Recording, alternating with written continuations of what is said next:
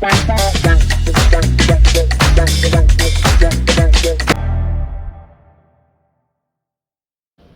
back to the Soro Africa podcast. I'm with Nigel Guchu, my co-host. Nigel, we're about to get into some of the untold stories that happen kumakomba andika kunokorokozo kwachona, that is no mining. Yes. Sesha has it on record that my hotspot where there is too much artisanal mining activity, that's where the most commercial sex work is happening right now. Yes, yes. We could be talking about Chakari, Mashala, Shamba. So these are the hotspots where the gold is, and this is where most of the commercial sex work is happening.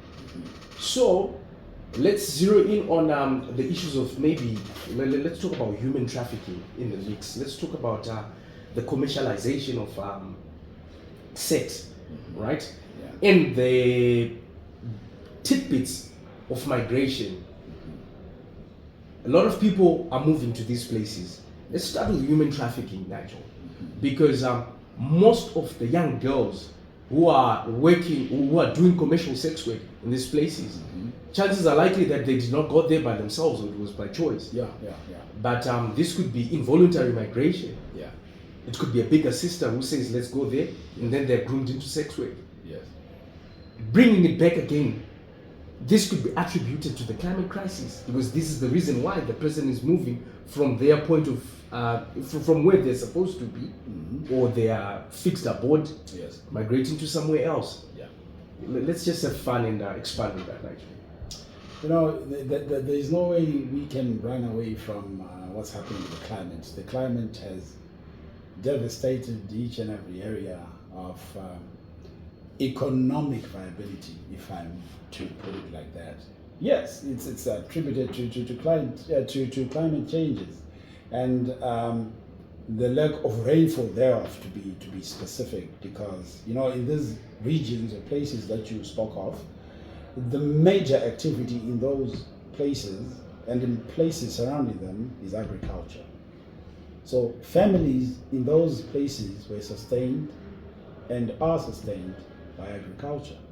So because we are experiencing droughts right now, children, young girls, are having to go, or rather begin work that is rather questionable, sex work.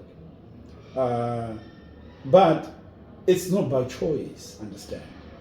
Because now what's happening is the bigger sister is saying to the little sister, let us go to, maybe you say Chakari, isn't it? Yes. I am going to organize a domestic job for you, more like a house girl. We call them house girls, isn't it? Yes. And the innocent little sister, who is probably in Form 2, or should have been Form 2, is going along with the big sister. But when they get there, the big sister now says, jobs are scarce. And because they are scarce, I would want to teach you a simpler way of getting money so that we can support maybe mother and the siblings that are at home. This is how the migration, or rather trafficking, is happening. And you find the whole migration of maybe young ladies that are even migrating into Harare actually. And we are ending up seeing them on the streets as sex workers. It's the same thing, it's the same trick. Come, let's go to Harare, and I'm gonna find a house girl job for you. And then when they come here, some are actually forced. It's really a scary scenario right now. It's something that is quite heartbreaking, that these teenagers are actually forced. I did not know that we have things like people who sell people in this country, but it's happening. There are more kind of like groups or cartels of people who had a certain group of girls that they send out to get money, and then they come and submit the money. This is all because people do not have the means to acquire a decent livelihood for themselves. Thanks, Nigel, for your submission, man. I've just realized whilst you were talking that this issue is a double-edged sword. Earlier on, we spoke about inaccessibility of medication, right? And now we're discovering that these places are also hotspots for sexual-related diseases. Yes. So then now it becomes on either side of the coin, it's still the same effect and result. So it's really quite concerning. Yes. So now let's talk about an issue that is really, really, really topical in Africa, but we want to localize it. We want to bring it back home. Yeah. It's the issue of statelessness. I think maybe sometime later in our podcast, would want to explore how the climate crisis is contributing to statelessness for Africans. But now let's talk about how people who are migrating, let's say from down south, from the Matabeleland, coming further up north to Mashonaland Central, they don't have an ID, they don't even have a birth certificate. How are they supposed to access government services? And how is even the public or public services supposed to account for these people? Let's talk about accessibility to anything. So they have become non-citizens in their own country. Yes. But it's mandatory for one to have positive identification. Exactly. It could be in the form of a birth certificate or even a national ID. Yeah. But this is not the case. People are moving around without this documentation. Yeah, Richard, mainly, there is a fundamental problem with what you've just stated right now. The fundamental problem is information, Richard. We are having a deficit of information, especially in the remote areas, because you mentioned ID documents, like a national ID, isn't it? But these same people do not even have a birth certificate. That is where the issue is starting. People in some areas are giving birth and not even giving a care to go and acquire a birth certificate for the child. And, I don't want to be quick to blame people. I want to look at the environment and really analyze to see what is causing that. There is one thing that is tying into this. People are busy. Let me explain. Okay, go for it, Nigel, go for it. We talked about the effect of climate change and the area where they cannot go into the farmland anymore.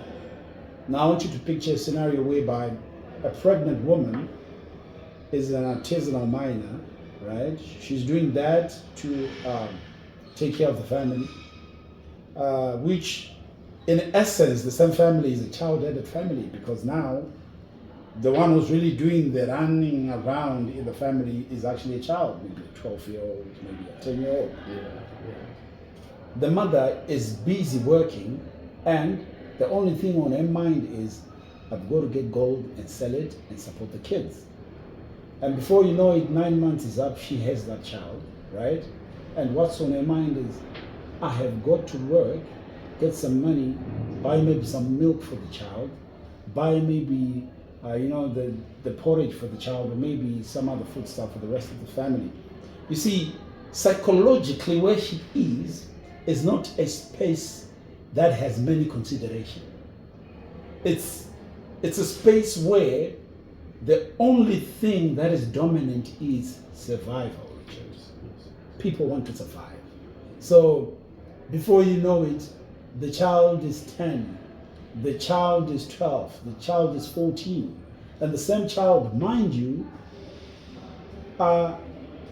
it will be by luck if the child even goes to school. And if they do go to school, they only have an education up to grade 6. Okay? And because our school system is very magnanimous. I would want to say that because they can take in a child even without the proper documentation. They just instruct their parents to say, you know, can you go and get the documentation fixed? In the meantime, we are going to take in the child and we are going to teach the child, which is a very good thing.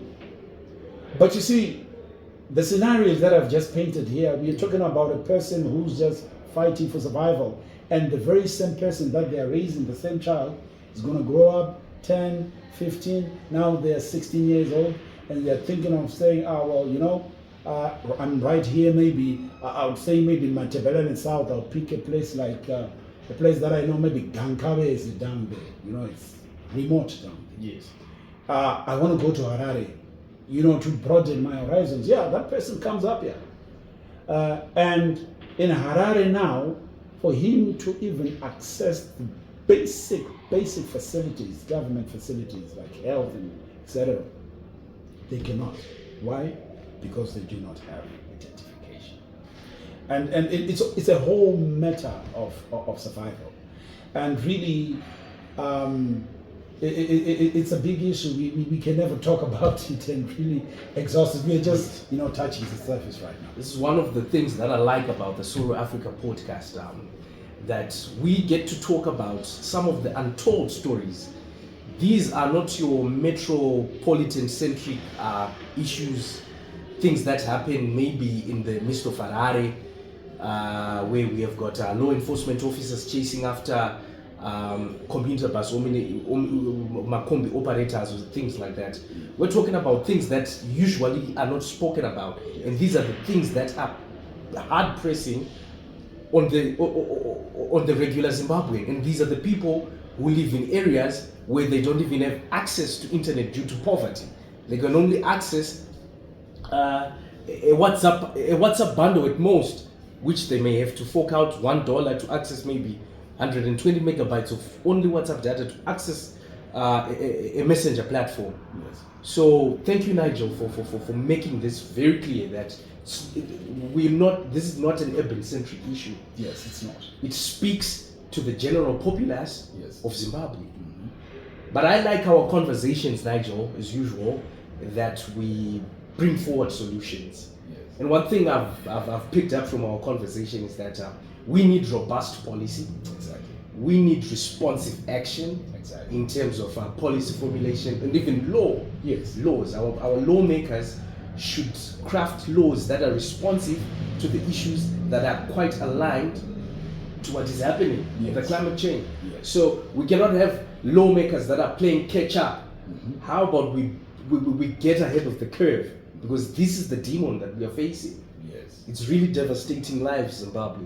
So you, our viewers, also in the comment section there, share with us a couple of solutions if you have any, so that maybe we might factor them in our next installment of the Soro Africa podcast. But we really need solutions. Nigel spoke about robust policy, and I'm also advocating for laws that are quite aligned to the lived experiences of Zimbabweans as we speak.